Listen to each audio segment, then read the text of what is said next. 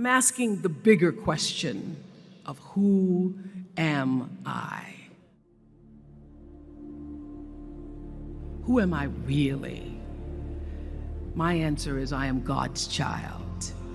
I am that which is born of all that is.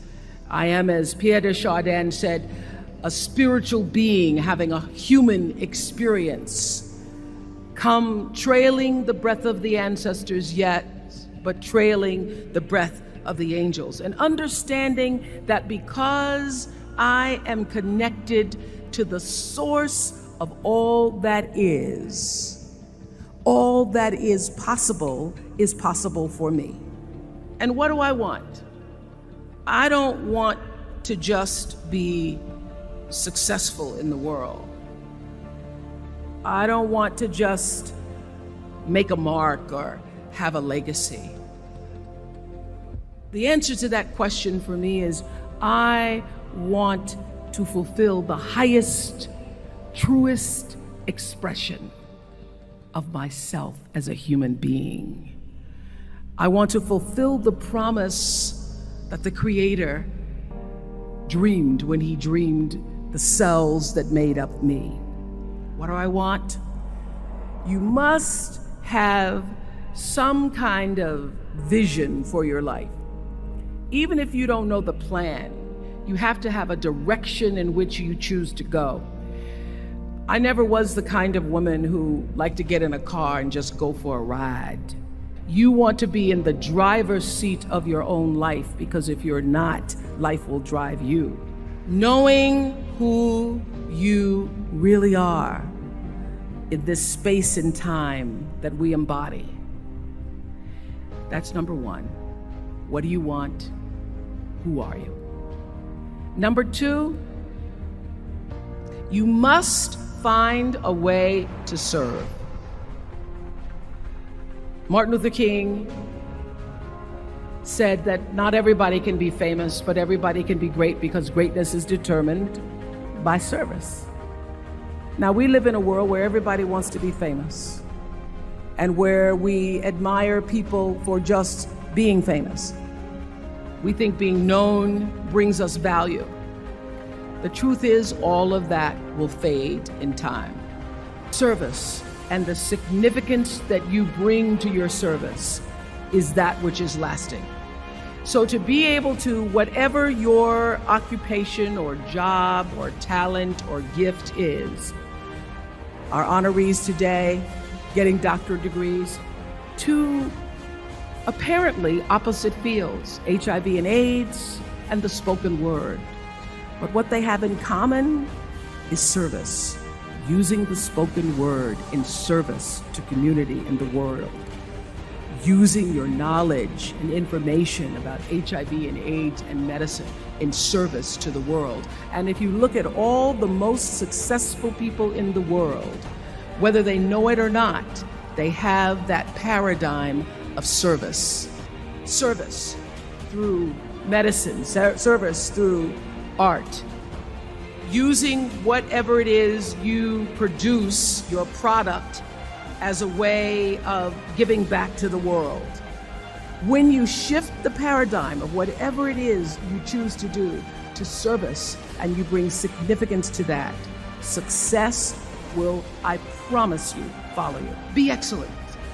Let excellence be your brand. Everybody talks about building a brand. I never even knew what that was. When people say, you're a brand, I would say, no, I'm just Oprah. What I recognize now is that my choice to, in every way, in every example, in every experience, to do the right thing and the excellent thing is what has created the brand. Years ago, I did an ad for Revlon for an ad they were doing called Unforgettable Women. And what I know is that when you are excellent, you become unforgettable. People remember you. You stand out. Regardless of what it is, you become an unforgettable woman. And that is what we all want. We want to be unforgettable and not forgettable.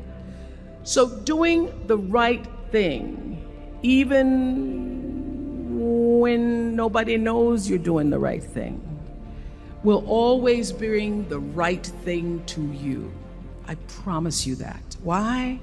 Because the third law of motion is always at work. For every action, there's an equal and opposite reaction. That is so true in all of our lives. Everything you even try to do to me, already done to you.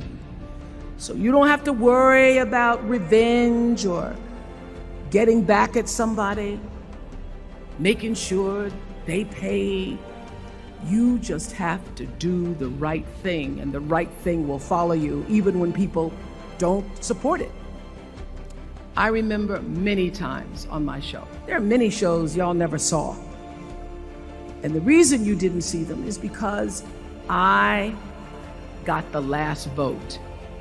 The most important thing I have come to know in doing the right thing and making the right choices is understanding what we talked about yesterday.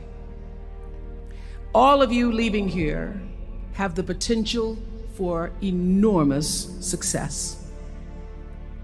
There's a price that comes with that. People don't always like you, and they're not always happy for you. And if you surround yourself with people who are not accustomed to your success, they become fearful, they become scared, because you are reflecting back something to them that they don't recognize. People who want the best for you want you to be your best. So my greatest advice to you is to surround yourself with people who are going to fill your cup until your cup runneth over. I'm so full, my cup runneth over. And to know that once your cup runneth over, you cannot spend your life with your gallon-size offerings, offering them to pint-sized people. You have got to surround yourself with gallon-sized people who can hang in the same company with you, so that you're not offering your gallons to those little pints out there who can't hold it anyway. The biggest choices begin and end with you, your internal big questions. Who do I want to be in the world? My relationship to source energy, to all that is God. Your experience of that which is all life, which is divine and universal. Being connected and aligned with that.